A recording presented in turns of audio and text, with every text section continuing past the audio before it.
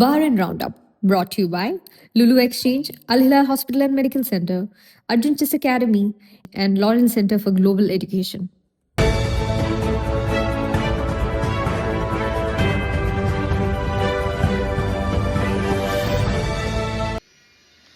നമസ്കാരം. ഇന്ന് ജൂലൈ 5 ഞായറാഴ്ച. 4 PM ന്യൂസ് ബഹ്റൈൻ റൗണ്ടപ്പിലേക്ക് സ്വാഗതം.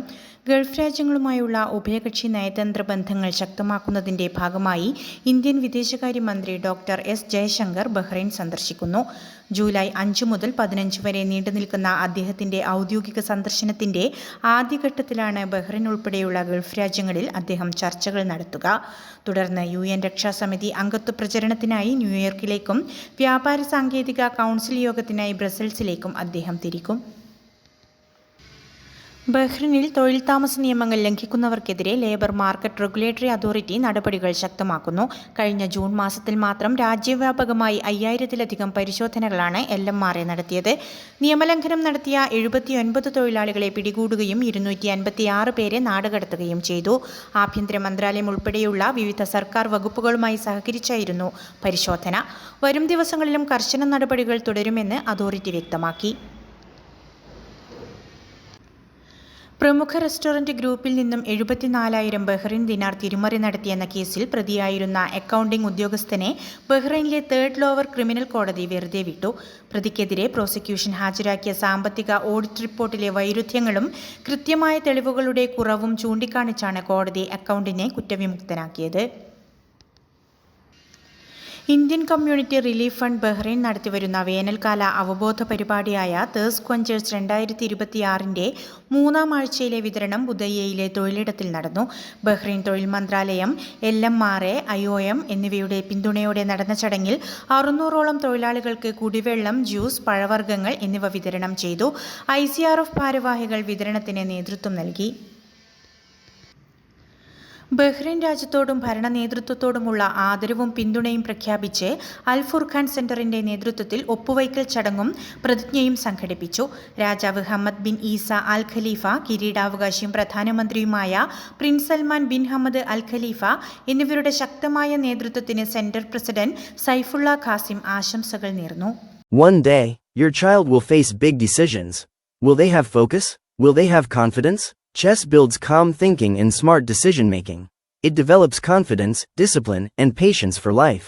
For kids age 5 to 15, structured learning from beginner to advanced, expert coaches, personal attention. Join Arjun's Chess Academy.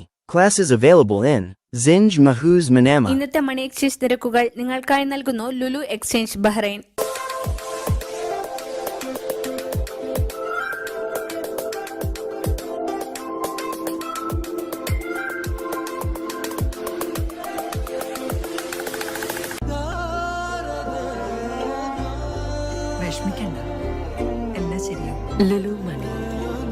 ഇന്നത്തെ സ്വർണ്ണ നിരക്ക്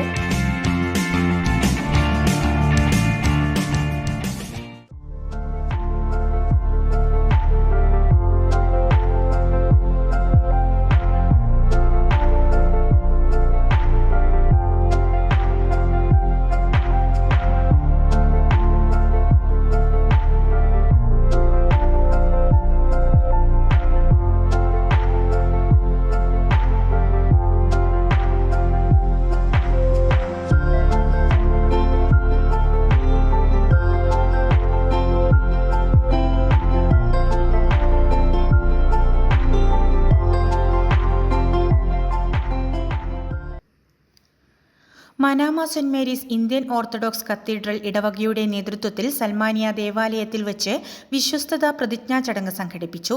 Bahrain രാജാവിനെ അഭിസംബോധന ചെയ്തുകൊണ്ടുള്ള പ്രതിജ്ഞയിൽ 1000-ലധികം വിശ്വാസികൾ ഒപ്പുവച്ചു. ഇടവക വികാരി റവറൻ ഫാദർ തോമസ് കുട്ടി PN ചടങ്ങ് ഉദ്ഘാടനം ചെയ്തു. അൽമന്നായി കമ്മ്യൂണിറ്റീസ് അവയർനെസ് സെന്റർ മലയാള വിഭാഗം വിസ്ഡം ബഹ്റൈൻ ചാപ്റ്ററിന്റെ സഹകരണത്തോടെ ഒക്ടോബർ 30-ന് സംഘടിപ്പിക്കുന്ന ഫാമിലി കോൺഫറൻസിന്റെ പോസ്റ്റർ പ്രകാശനം ഹൂറ റയാൻ സെന്ററിൽ വച്ച് നടന്നു. വിശ്വാസ വിശുദ്ധി, സംതൃപ്ത കുടുംബം എന്ന ശീർഷകത്തിൽ നടക്കുന്ന കോൺഫറൻസിൽ സ്ത്രീകൾക്കും കുട്ടികൾക്കുമായി പ്രത്യേക വേദികളും മോട്ടിവേഷൻ ക്ലാസുകളും ഉണ്ടായിരിക്കും. പ്രവാസ ജീവിതം അവസാനിപ്പിച്ച് നാട്ടിലേക്ക് മടങ്ങുന്ന വോയിസ് ഓഫ് ആലപ്പിയുടെ സ്ഥാപക അംഗവും എന്റർടൈൻമെന്റ് സെക്രട്ടറിയുമായ ദീപക് തണലിന് സംഘടനയുടെ നേതൃത്വത്തിൽ സൽമാനിയയിൽ ഹൃദ്യമായ യാത്രയയപ്പ് നൽകി. ചടങ്ങിൽ വോയിസ് ഓഫ് ആലപ്പി ഭാരവാഹികളും വിവിധ ഏരിയ പ്രതിനിധികളും പങ്കെടുത്ത് അദ്ദേഹത്തിന് ഉപഹാരങ്ങൾ കൈമാറുകയും ആശംസകൾ നേരുകയും ചെയ്തു. 11 വർഷത്തെ പ്രവാസ ജീവിതം അവസാനിപ്പിച്ച് നാട്ടിലേക്ക് മടങ്ങുന്ന പ്രമുഖ സാമൂഹിക പ്രവർത്തകനും ഹരിഗീതപുരം ബഹ്റിൻ പ്രോഗ്രാം കൺവീനറുമായ ദീപക് തണലിന് സംഘടന സ്നേഹനിർഭരമായ യാത്രയയപ്പ് നൽകി. സനൽകുമാറിന്റെ അധ്യക്ഷതയിൽ കലവറ റെസ്റ്റോറന്റിൽ നടന്ന ചടങ്ങിൽ പ്രദീപ് കുമാർ പള്ളിപ്പാട് സ്വാഗതം ആശംസിച്ചു. ബഹ്റിൻ പൊതുസമൂഹത്തിനും സംഘടനയ്ക്കും ദീപക് നൽകിയ മികച്ച സംഭാവനകളെ ഭാരവാഹികൾ ചടങ്ങിൽ അനുസ്മരിച്ചു. അംഗങ്ങളുടെ വിവിധ കലാപരിപാടികളും ചടങ്ങിന് മാറ്റുകൂട്ടി. ജയകുമാർ KG പരിപാടികൾ നിയന്ത്രിച്ച ചടങ്ങിൽ സജിത് S. പിള്ള നന്ദി രേഖപ്പെടുത്തി. വാർത്തകളുടെ വിശദവിവരങ്ങൾ ഞങ്ങളുടെ വെബ്സൈറ്റായ 4pmnewsonline.com സോഷ്യൽ മീഡിയ ഹാൻഡിലുകളിലൂടെയും ലഭ്യമാണ്. നന്ദി, നമസ്കാരം.